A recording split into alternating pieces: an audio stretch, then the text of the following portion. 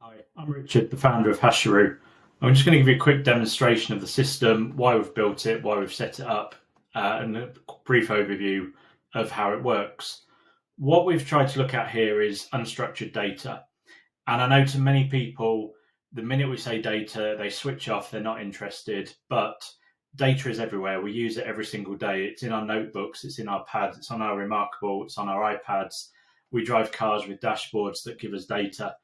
We just don't usually refer to it in those terms. And when we do in a technology aspect, lots of people get turned off or switched off by that. Now, in general, there's kind of three types of data that we normally look at within a business.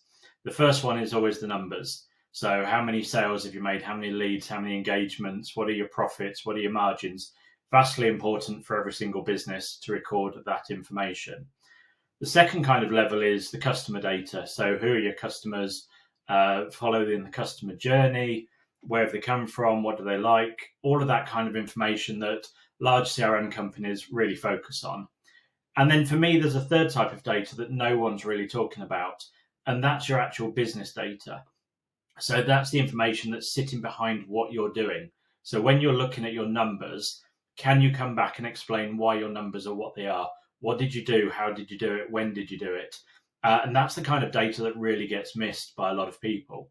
So we're going to show you Hashiru. It's a new system. It's a new way of looking at your data. It's a way of giving it structure. So where we do talk about data in notebooks or data in emails or data in Word documents, we generally refer to that as unstructured data. Okay, and that's just a technical term to say it's all over the place. If you think of structured data as being an Excel spreadsheet, you've got nice rows, you've got nice columns, you put the data into them. It's all structured in a nice way, easy and simple to use. Where you're looking at words or decisions or conversations, it's harder to keep that information together to make it usable. So we take unstructured data, and the first thing we have to do is give it a structure. So we're going to show you how we do that within this. And you'll see words and terms that you're familiar with, programs, projects, sitting at the top of the screen. So you have to start somewhere. Your structure has to start with something. It's easy if you start with something everybody knows or refers to. So program is kind of exactly as you think. It's the high level piece of work that you're trying to understand. And on the screen now, you'll see we've got two programs. One is our business plan for this year. And you can't see because I'm in the way. So I'm going to hide. You can see we've got three projects sitting under that. So we've got a sales project, we've got an operations project, and we've got a marketing project. If we come to our second program, Key Person of Influence, this is a course I did many years ago, run by Daniel Priestley. Brilliant course, lots of information, lots that you can learn. But it's structured in kind of 5 modules. So we've taken those 5 modules and we've made them all into projects. So as you can see, the modules are pitch, publish, product, profile, and partnership. So the first level of structure we've started to give to all the information and data that we're going to use as a business is to have a program and then have this set of projects underneath it. Now, not every project needs to be part of a program. It can be independent. You can just have a project, but it's a way of starting to give that structure. So if we move into the first project, we're looking at pitch. You'll see that planned start date is the full financial year, and we'll come on to how we break the time down in a minute, but effectively we're looking at what are we going to do in the financial year 24-25 around this element of the course that we've been on. You can add all the information in. There's some information on closing it down at the end, which we'll come on to later. We don't need to cover that now. But effectively, that's our project. So that's our first level of structure. We then move into the second level of structure, and you'll see over here we have something called races. Now, a race is effectively a time box. So we're now looking at how do we put an element of time around that unstructured data. So when did you do things? When did you make decisions? When did you have conversations? When did you come up with your ideas? We need to put a time frame around that, and races is how we do it. So for pitch, because we're running it as a financial year, as a project, we've decided we're going to have 4 races, and each of the races is a financial year quarter. Now, you can do these monthly, you can do them weekly, you can do them as often as you want. Generally, you'll find that monthly or quarterly will work best in this type of environment. So you'll see here that pitch 1, our first race, that's currently running, that's in progress. We can click into that, and we know that the outcome of this first quarter in pitch is get the basics of our pitch in place, some more our supporting material, get out there and practice it. So that's what we want to achieve in this quarter. How do we do that? We then break all of that down into tasks and actions. So this isn't necessarily just things we need to do in the future. This is also things that we may have already done. So it doesn't have to be, you don't have to sit down at the start of the race and think this is everything we need to do. It could be that you just had a conversation with someone and thought, that's a brilliant idea, we should do that. I'll go and make a record of it. So we then categorize all of our tasks and actions. And again, we're kind of using project terminology to put the structure in. Not everything you do, you could argue, is a task or an action. It could have just been a quick conversation. But again, you have to give some sort of structure to the data in order to be able to use it. So we here have a number of things that we either need to do or have done, and we categorize them within 5 types. So we have discuss, discover, decide, design, and deliver. And as you'd expect, discuss is around conversations that we've had. Discover could be looking at what the rest of the market's doing, looking at what the business is doing internally, all kinds of things that you can look at. Decide, obviously, is your kind of definitive decisions that you've made. Design could be around the processes you're doing, the marketing, anything like that. And deliver, have you got out there, done it? How did it go? How did it work well? Did it not? So you're starting to capture all that information that either might be in a notebook, might be in a journal, might be in your head, might be in an email, might be in a Word document, and you're starting to put it together into a system where you can use it. And again, once we click into these, we can see that we've got a description that says this is what we need to do, and here's the outcome. So we'd update that with the outcome, and then we close down that task and action. And why are we doing that? It's so that we can then look at that information and use it in how we're running our business. So we're thinking, okay, quarter 1 went incredibly well. Our profits are up, our gross margins up, we're doing incredibly well. What did we do? And generally it's left down to people's memories or thoughts, or hopefully you can remember what you did or what you discussed. But how about if you just recorded all of that information? Very, very simple to do, very easy, very quick, as I've kind of shown. It's a few sentences, it's a few words. But what that means is you can effectively then start to pull reports.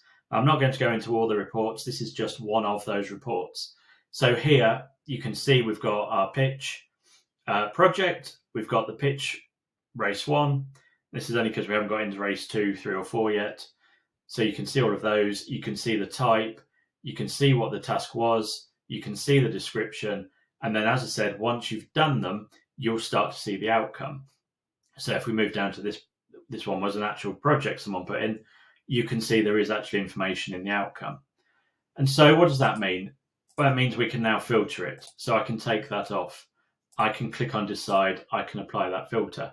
Now I know that in the pitch project, we made 2 decisions. And obviously there would normally be narrative in the outcome. So you're looking at your numbers. You're saying, we did this. This went well. What did we do? And all of a sudden I can just look back and go, okay, I know that pitch 1 was quarter 1 of the financial year. So I know that was April, May, June. We know what we had to do. We know what the decision was on both of these. We've got the information.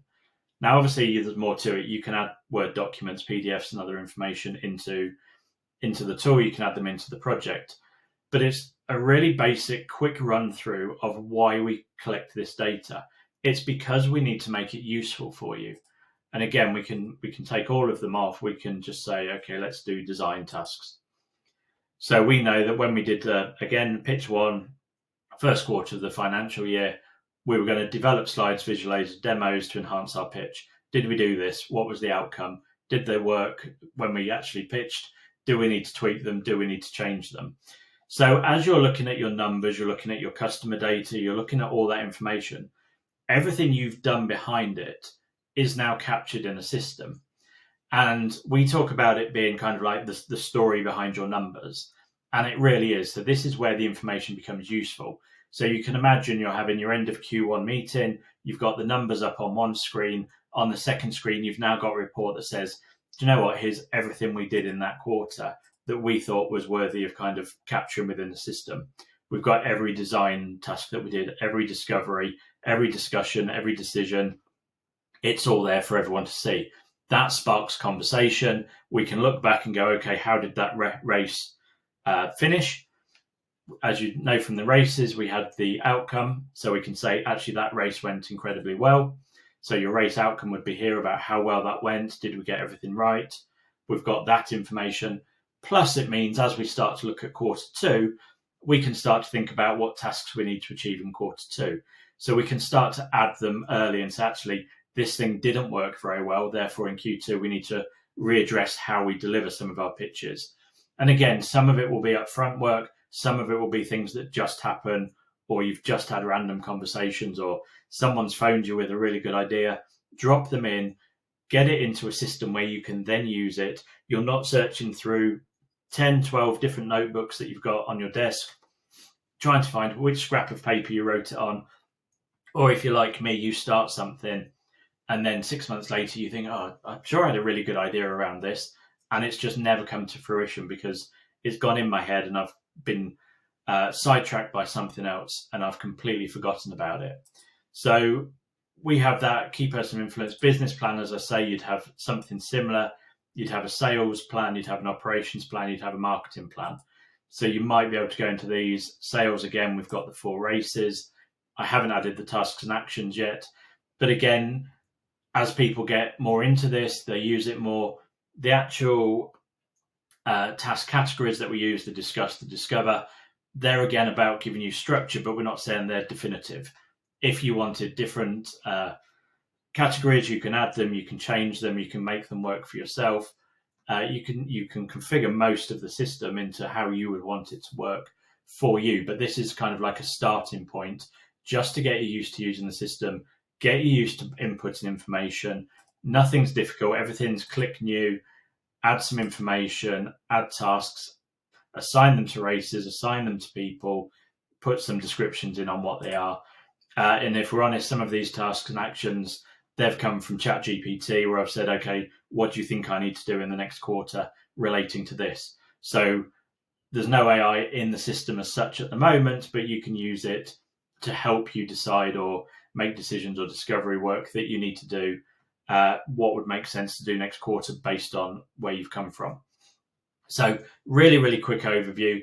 But the key is not to be scared of data, not to think of it as some weird techie thing.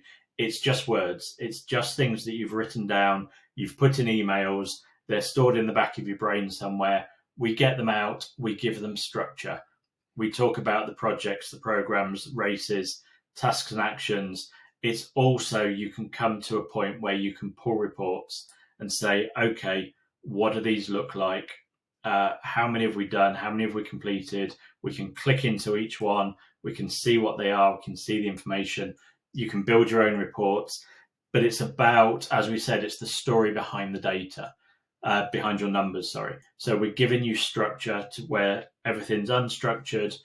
We kind of call ourselves strategic business intelligence because a lot of the projects you put in will be around your business strategy, your business plan, where you're trying to go, what you're trying to achieve.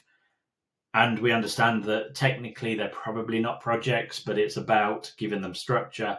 And then you can move from there into races, thinking of those as the time box that you want to capture the information in, and then the task and actions and the categories.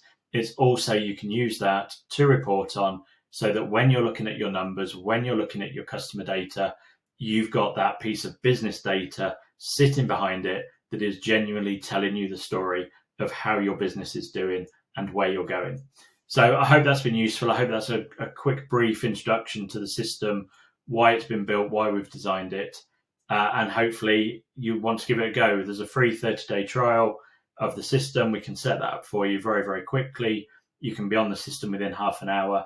It's very quick to learn. but there is a huge amount of customization you can do later.